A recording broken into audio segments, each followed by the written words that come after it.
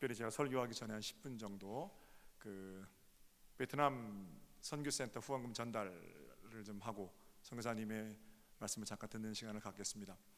2016년 우리 8월 달에 청년들이 함께 30명 일주일 동안 그 베트남 무인회에서 한배 청년 연합수련을 했습니다. 거기서 선교사님 만나 뵙고 사모님께 같이 오셨는데 그분들의 열정적인 헌신과 사역들을 보게 되고, 그리고 가장 필요한 사역이 베트남의 그 열정적인 청년들을 위한 선교센터를 짓는 일입니다. 이렇게 말씀을 하셔서 기도 가운데 돌아와서 청년선 회장님에게 부탁을 좀 드렸죠. 그래서 청년선 회장님 말씀 같이 회장단과 함께 1,000만 원을 베트남 선교센터 짓는 일에 후원하기로 결정을 하고, 그리고 네팔에는 물론 우리 청년선교회가 그 일을 감당합니다만 2016년 여선교회가 헌금한 돈 중에서 1,000만 원을 오늘 선교사님에게 전달을 할 겁니다. 여러분 자세한 내용은 선교사님 말씀해 주시겠습니다만 베트남도 역시 우리가 네팔, 말라위와 함께 품고 기도해 주시고, 그 꿈이 자라는 베트남 땅에서 그 청년들이 베트남을 변화시키는 위대한 인물들로 커가기를 기도해 주시면 좋겠고요. 그 전달식 하기 전에 제가 이 봉투를 드리면 여러분 박수를 좀 크게 쳐주시면 되는데, 그 전에 선교사님으로부터 잠깐 동안 사역 보고도 좀 듣고, 그리고 이 돈이 어떻게 쓰여지는지에 대해서도 함께 들을 수 있으면 좋겠네요. 우리 마음 가운데 있는 사랑의 마음을 담아서 박수로 선교사님을 환영하겠습니다.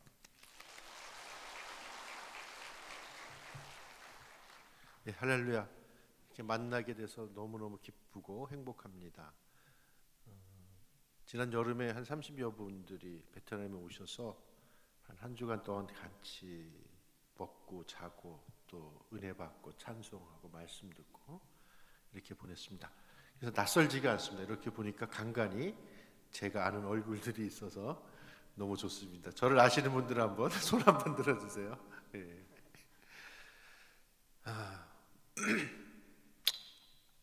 저는 이제 베트남에 간 지 4년 6개월 됐는데요. 늘 생각하는 게 모든 일엔 하나님의 뜻이 있다. 하나님의 섭리가 있다. 나이 50 넘어서 베트남에 가면서 왜 하나님이 나를 이리로 보내실까 하는 생각을 많이 했는데, 가서 보니까 하나님의 뜻이 있더라. 그리고 지난 8월에 서정교회가 또 베트남을 이제 미션 트립으로 왔는데, 사실 한 목사님하고 이렇게 만나서 같이 얼굴 맞대고 이야기하고 밥 먹은 지 얼마 안 됩니다. 1년 정도 됐을까요? 서너 차례밖에 기회가 없었는데 하나님께서 서정교회 청년들을 베트남으로 보내주셨고, 또 이렇게 오늘 이 자리에서 이렇게 선교센터를 세우는데 후원금도 전달받는 일들 보면 모든 만남에 하나님이 하시는 일에는 뜻이 있구나 하는 생각을 다시 한번 하게 되었습니다. 제가 베트남에서 하는 사역 중에 가장 크고 제가 중점을 두는 사역은 청년 사역입니다. 베트남 청년들이 많습니다. 40세 이하가 전체 인구의 한 60%, 70% 정도 된다 그럽니다. 실제로 거리에 나가보면 거리에 청년들로 넘쳐납니다. 특히 제가 사역하고 있는 호치민은 옛날 사이공이라는 도시인데 청년들이 더 많습니다.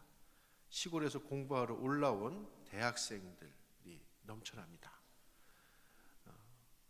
저는 이제 2012년도에 베트남으로 하나님께서 어느 한 베트남 교회로 인도해 주셨고, 그 교회에서 이 청년들을 만나게 되었고 4년 6개월 동안 함께 동고동락하면서 우리가 신앙생활을 하고 있는데요. 이 청년들을 보면서 하나님의 뜻을 알게 되었고, 이 청년들과 함께 또 베트남에서 하나님의 뜻을 펼쳐나가고 있습니다.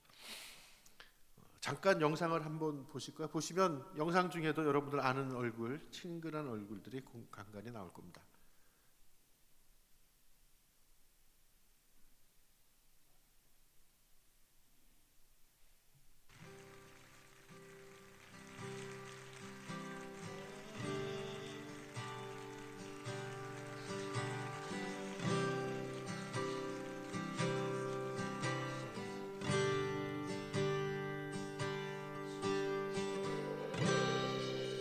모든 상황 속에서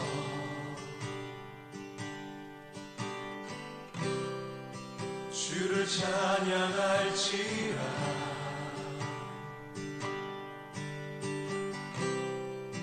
주는 너의 큰 사랑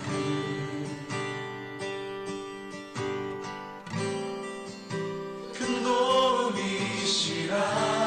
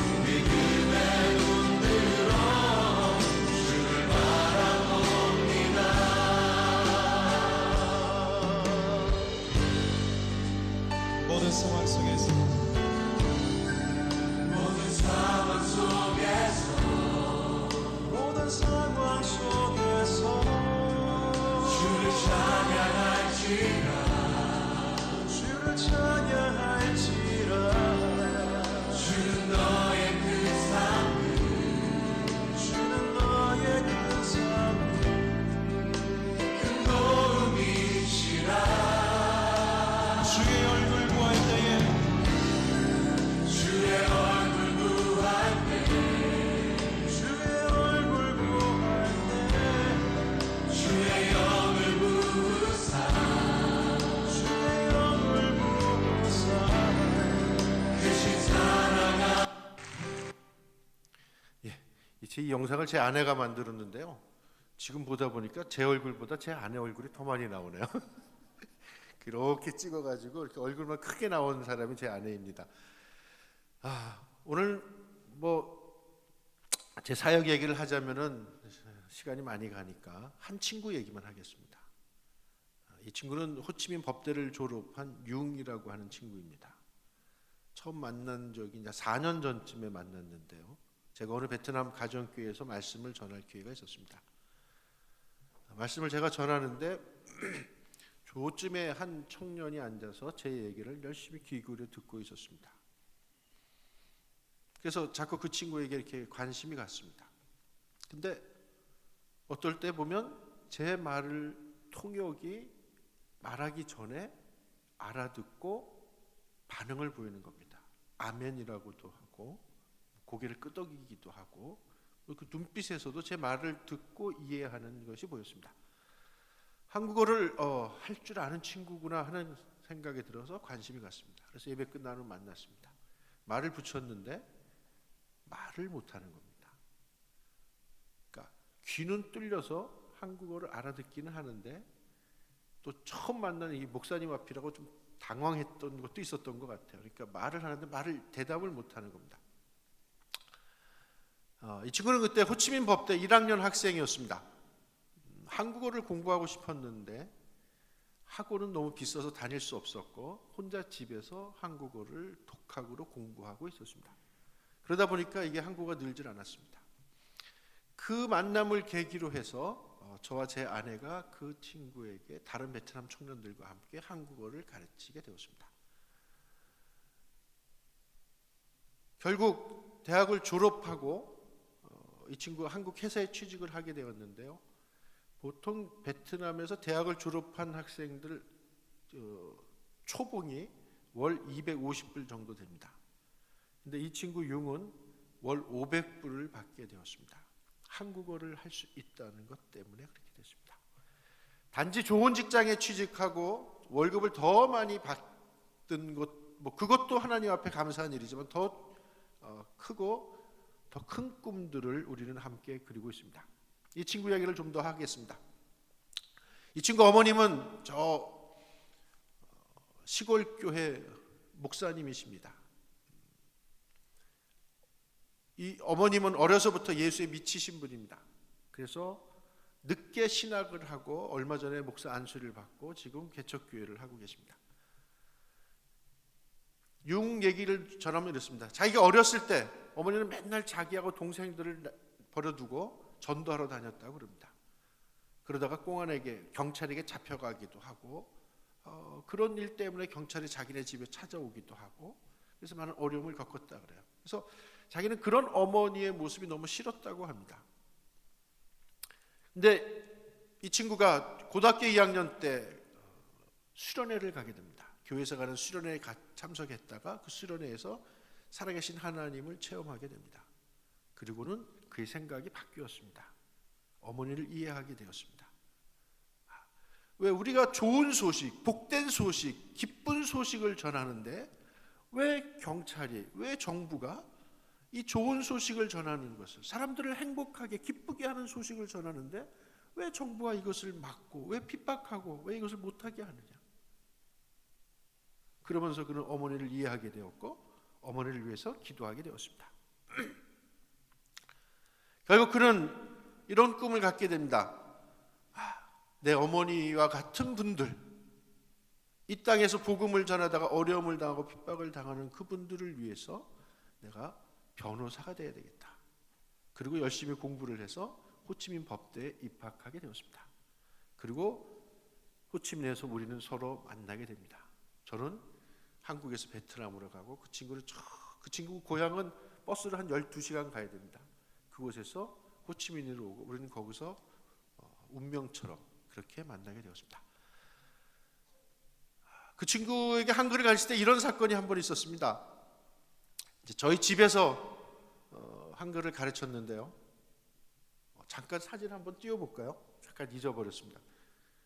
이렇게 대회에 오니까 긴장돼가지고 제가 좀 원래 말을 잘하는데 엄친아 말고 그 융이란 친구 사진 있는데, 예. 한 장, 이게 이제 대학교 졸업할 때 찍은 사진이고요. 자기가 찍은 사진. 또 있나요? 다른 사진? 하여튼 이런 친구입니다.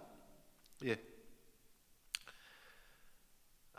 그때는 집에서 저 친구하고 또 한 친구하고 둘이 이제 저희 집사람이 한국어를 가르치고 있었는데 저는 그 시간에 다른 청년들을 만나기 위해서 나가 있었습니다. 근데 집에서 떠난 지 얼마 지나지 않아서 제 아내가 저에게 전화를 했습니다. 저는 제 평생에 그렇게 다급하게 놀라서 전화하는 목소리를 처음 들었습니다. 여보, 빨리 집으로 와요 그러더라고요.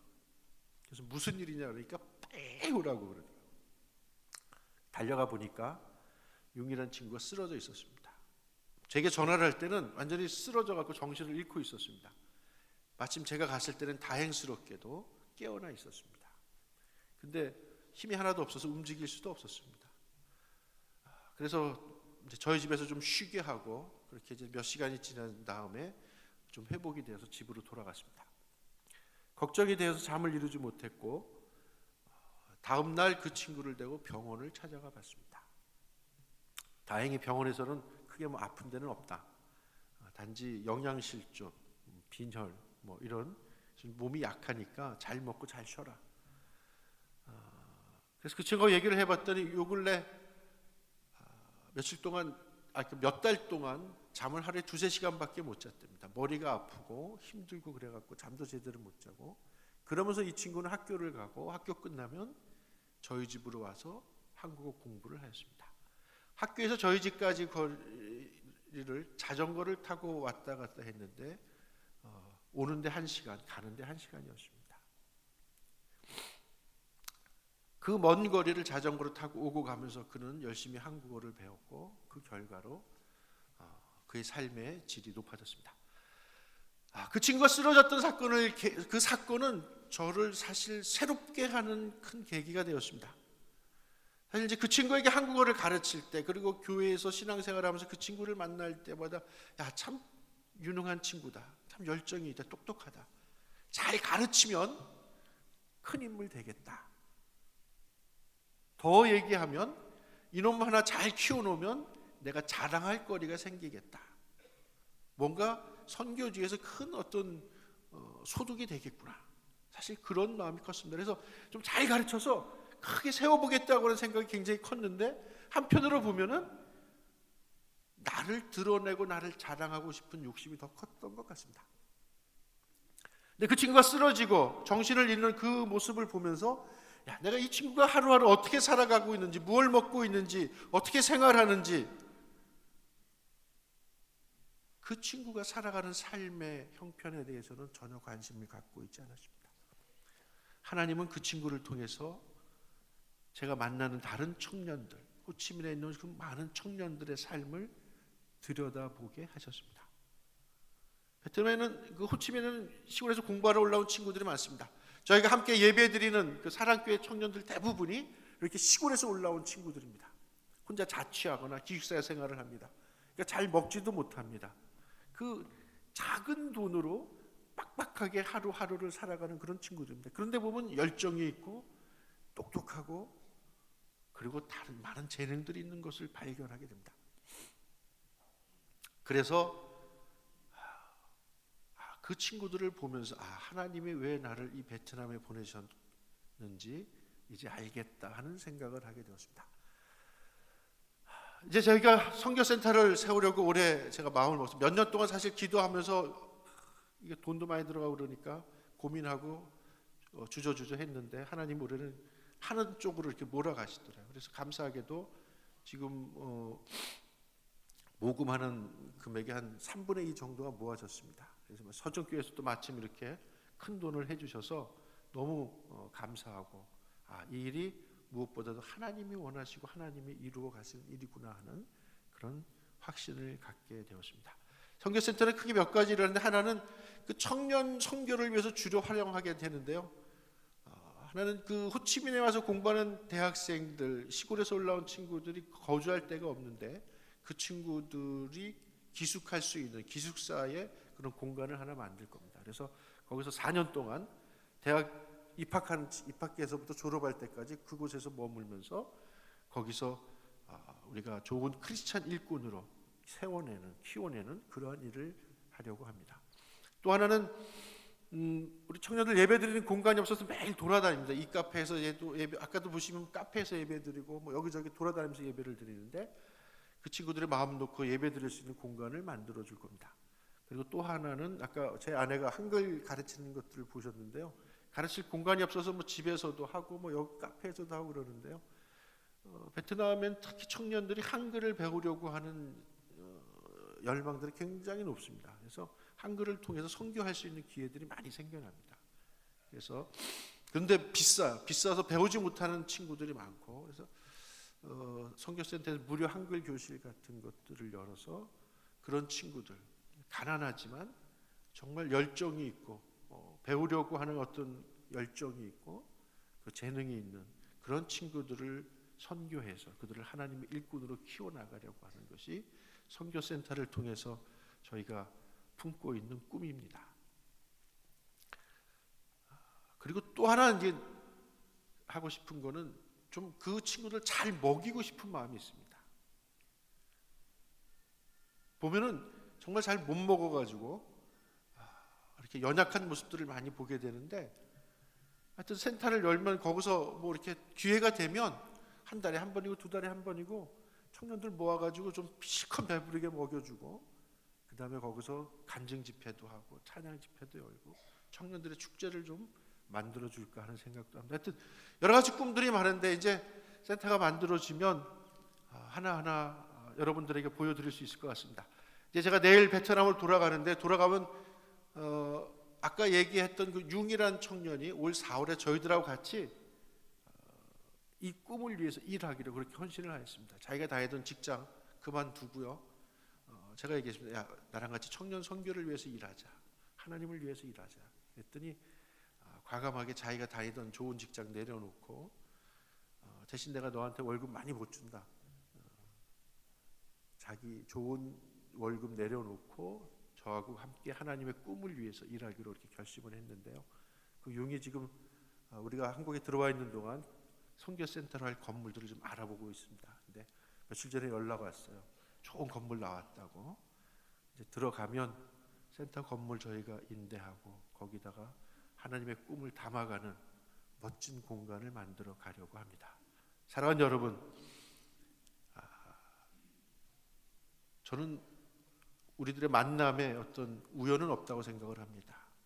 서정교회가 베트남에 오고 또 이렇게 오늘 제가 여기에 초대를 받고 또 여러분을 만나게 되고 베트남 이야기를 하게 된 것 하나님의 귀한 뜻과 섭리가 있지 않는가 생각을 합니다.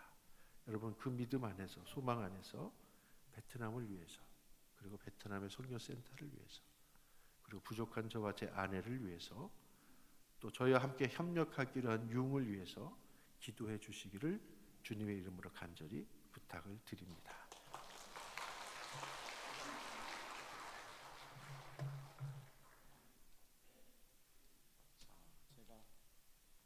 잘 보이는 자리에서 2016년 여성교회가 헌금한 돈을 선교센터 지원금으로 드리겠습니다. 여러분 많이 박수해 주세요.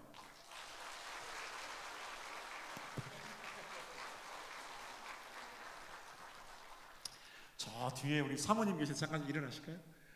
베트남 가보니까 우리 사모님께서 더 열정적으로 박수로 축복해 주셨으면 좋겠어요. 감사해요. 네. 지금 또 우리 목사님은 바로 1시에 봉일천 교회에서 집회가 있으신데 너무 감격스러우셔서 10분만 하신다 그러더니 20분을 하셔서 제가 설교를 어떻게 될지 모르겠지만 목사님 이쪽으로 보내드리겠습니다. 그 산시까지 가시려면 봉일 전에 여러분 베트남을 위해서 기도해 주시고 이 복된 일들을 하나님께서 해가심에 여러분의 기도가 필요합니다. 다시 한번 박수로 축복할게요. 감사합니다.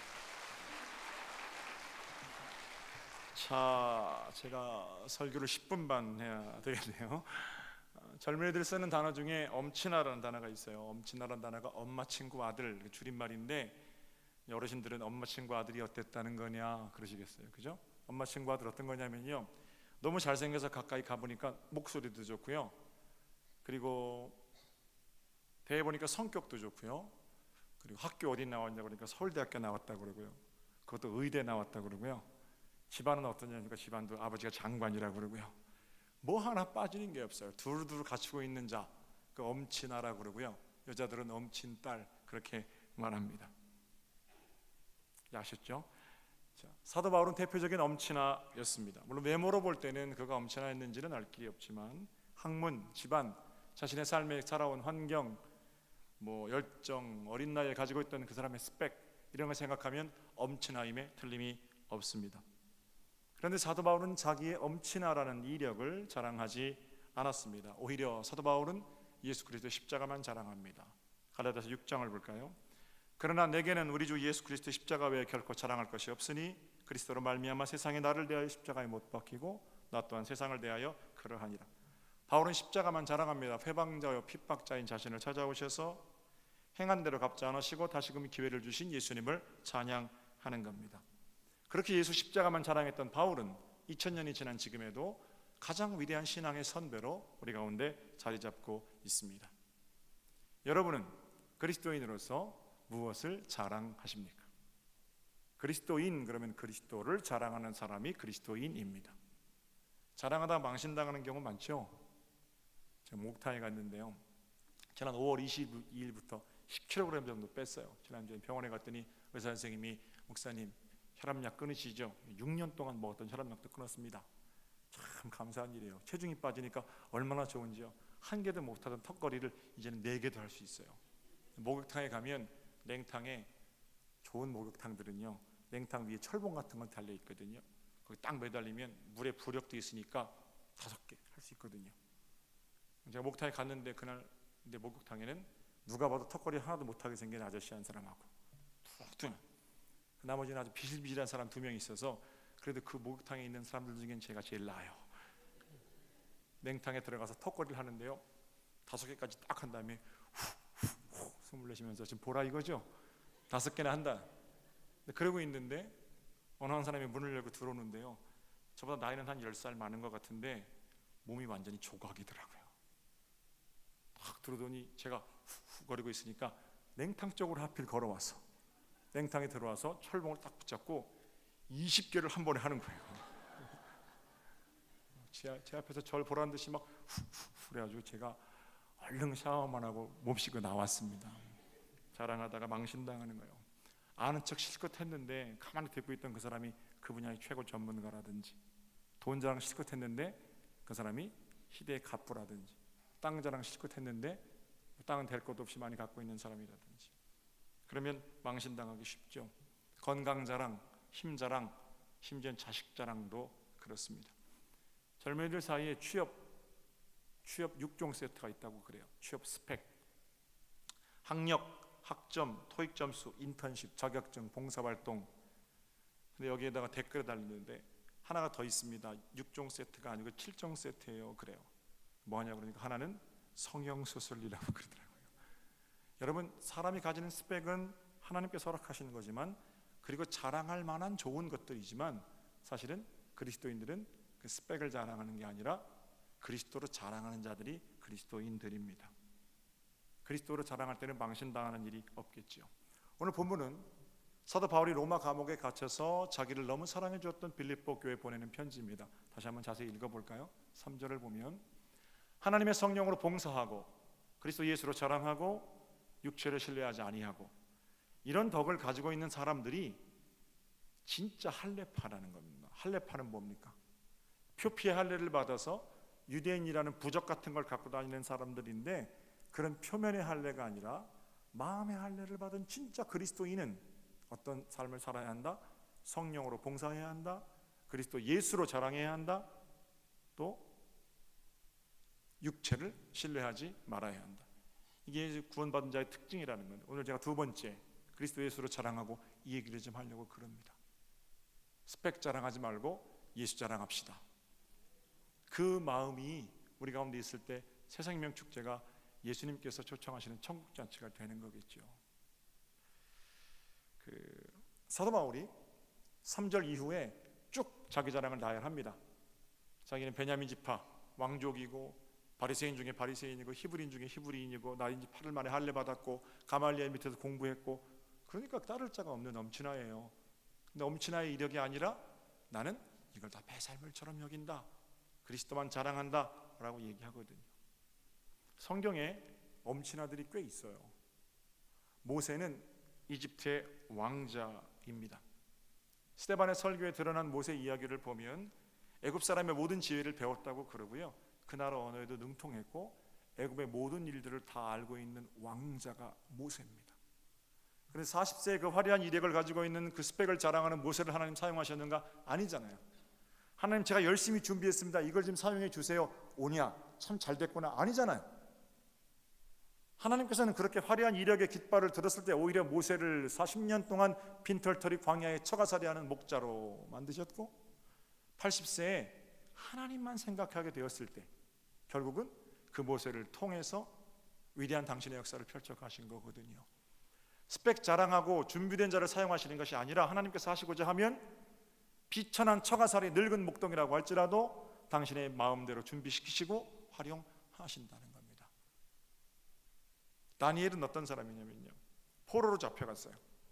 포로로 잡혀간 그 바벨론이라는 나라에서 얼마나 얘가 똑똑한지 포로로 그저 허드렛 일이나 할 그 다니엘을 하나님께서 이스라엘의 총리로, 죄송합니다, 바벨론의 총리로 세우시는 겁니다. 다니엘이 총리하는 동안요 왕이 5번 바뀌었어요. 심지어는 바벨론이 총리하는 동안 나라도 바뀝니다. 아수르가 다시 바벨론을 잡아먹거든요. 왕이 5번 바뀔 동안, 나라가 바뀔 동안 다니엘은 총리였어요. 얼마나 유능한 사람입니까? 사람이 얼마나 똑똑하면 왕이 5번 바뀔 동안 총리해먹고 나라가 바뀌어도 그 나라에서도 총리해먹고 이 포로로 잡혀간 사람이 유능한 거거든요. 그럼 다니엘은 정치를 잘해서 줄을 잘 타서 그렇게 정치적 생명이 길었던 겁니까? 아니잖아요. 다니엘을 죽이려고 하는 사람들이 얼마나 많았습니까? 다니엘을 음해하는 사람들이 얼마나 많았습니까? 그러나 다니엘은 언제나 이스라엘을 향해서 창문을 열고 하나님께 기도했죠. 사자굴에 들어가도 풀무불 가운데 들어가도 이스라엘을 향한 그 창문을 닫지 않았던 그 다니엘, 하나님만 자랑하는 그 다니엘을 하나님께서 높이 세우신 거예요. 내가 똑똑함과 유능함으로 또는 어떤 학문적인 성과를 가지고 어떤 경험을 가지고 알고 있는 것으로 그렇게 사용되어지기를 원합니다. 하나님 나 준비됐잖아요. 이미 준비되어, 이게 아니란 말이에요. 바울도 십자가만 자랑할 때, 모세도 하나님만 생각할 때, 다니엘도 죽음을 각오하고 이스라엘 향해 창문을 여는 그 중심을 보시고 하나님께서는 그들을 존귀하게 사용하시는 겁니다. 그럼 이제 우리 얘기를 좀 해볼까요? 여러분 어떠십니까? 여러분 뭘 자랑하십니까? 아직도 남들보다 열심히 살아온 거, 내가 얼마나 열심히 살았는데 그거 자랑하시겠습니까? 나보다 훨씬 더 열심히 산 사람들이 훨씬 많아요. 그 사람들 다 어디 갔습니까? 남들보다 더 많이 물려받은 거, 그거 자랑하시겠습니까? 수십억, 수백억 물려받고도 세상 사람들의 지탄의 대상이 된 사람들도 부지기수죠. 오직 내가 자랑해야 할 것은 내 열심, 내 노력, 내 성격, 이런 것 아니고 죽음의 권세를 찢고 내게 들어오셔서 생명의 씨앗을 심어주셨고 자라게 하시고 나를 거듭난 자의 반열에 세워주신 예수 그리스도, 그분의 십자가만이 우리의 자랑이 될 때, 그래야 우리가 그리스도인이라는 겁니다. 그래야 우리가 모세처럼 다니엘처럼 바울처럼 쓰임 받을 수 있습니다. 예수 믿은 지 수십 년이 지나고 목사도 되고 장로도 되고 권사도 되었지만 하나님 앞에 우리의 신앙 수준이 어떻습니까? 아직 걸음마 수준이죠. 걸음마 수준, 유치한 수준을 못 벗어나고 있는 내게 오늘도 찾아오셔서 지겹다 힘들다 아니하시고 그 느린 걸음마에 발 맞춰 주시는 분, 그분이 없으면 우리가 아무것도 아니라고 생각하고 더 이상 허탄하고 망령된 것들을 그분 앞에 내세우지 않는 그런 자랑이 우리를 비로소 그리스도인 되게 한다라는 겁니다. 어르신들께 제가 좀 부탁을 드릴게요. 우리가 얼마나 열심히 했는데 그 자랑할 게 아니에요. 너무 감사합니다. 교회를 이렇게 아름답게 만들어 주셔서. 우리가 열심히 해서 만들어진 게 아니고요, 하나님의 은혜로 만들어진 거예요. 그 잊어버리시면 안 돼요. 월드비전에 말라위 사역을 하는데 조금만 더 하겠습니다. 우리 교회가 얼마나 좋은 교회인지 제가 9월 10일 날 들어와서 여러분 말라위 우물 팝시다 6명이 우물 파겠다고 헌금했어요. 저까지. 다른 분들이 헌금한 7천만 원 가까이 돈이 모였어요. 3주 만에. 놀라운 일이. 이제 말라위 우물 그만 파세요. 이제 월드비전 사람들이 깜짝 놀래요. 아직도 이런 교회가 있는. 몇천 명이 모이는 교회입니까? 아니잖아요. 우리 500명 모이는 교회잖아요. 그만큼 우리 교회 좋은 교회거든요. 그런데 말라위 우물 내가 파는 겁니까? 아니에요. 거기 얼마나 감동적인 헌금의 사인이 있는지 몰라요. 여러분 제가 차차 말씀드릴게요. 눈물 없이는 들을 수 없는 감동적인 사인들이 그 있단 말입니다. 그 1,000만 원의 편리함을 양보한 사람들 가운데에는. 그럼에도 불구하고 그건 그들의 열심이 아니라 하나님의 은혜. 하나님의 은혜라는 걸 까먹으면, 하나님의 은혜라는 걸 잊어버리면 늘 우리의 어떤 행위는 반드시 공로가 따라옵니다. 아주 절연하게 그 공로들을 끊어내지 않으면, 매 순간 깨어서 뒤따라오는 공로의식들을 끊어내지 않으면 하나님의 은혜 가운데 젖어 살 수가 없어요. 아직까지 걸어가지 못하는 나의 수준에 찾아오셔서 내게 발을 맞춰주시는 예수 그리스도, 그분을 기억하는 은혜를 기억하지 못하고 내가 열심을 내어서 남들보다 허리를 바짝 조이고 살아서 1시간 먼저 출근해서 아니라는 거예요. 오직 하나님의 은혜로만 우리가 사역을 감당할 수 있고 이 복된 일들을 해간다는 것, 그 기억하셔야 합니다. 예수 그리스도로만 자랑하는 복 있는 여러분 되시기를 우리 주님의 이름으로 축복합니다. 그래야 존귀케 됩니다. 예수 그리스도로만 자랑해야 우리가 비로소 그리스도인이라 부끄러운 이름이 아닌 자랑스러운 이름으로 칭함받을 수 있게 됩니다. 이번 새생명 축제는 예수로 자랑하고 예수로 초청하는 복된 절기가 되시기를 우리 주님의 이름으로 축복합니다. 자, 기도할까요? 하나님, 그리스도 예수로 자랑하는 사도 바울을 존귀한 자로 세우신 것처럼 새생명 축제를 맞이하여 그리스도 예수로만 자랑하는 우리의 입술, 우리의 걸음, 우리의 삶에 복의 복을 더하여 주시옵소서. 허탄하고 망령된 신화를 쫓지 않게 하시고 오직 예수로만 자랑하는 입술의 찬송이 우리의 고백이 되게 하셔서 우리가 전하는 복음을 들은 사람들도 예수로 자랑하고 노래하는 아름다운 장면, 우리 하나님 춤추고 기뻐하시는 복 있는 장면이 우리 마음 가운데 감동도 비전도 되게 하옵소서. 감사하고 주님의 이름으로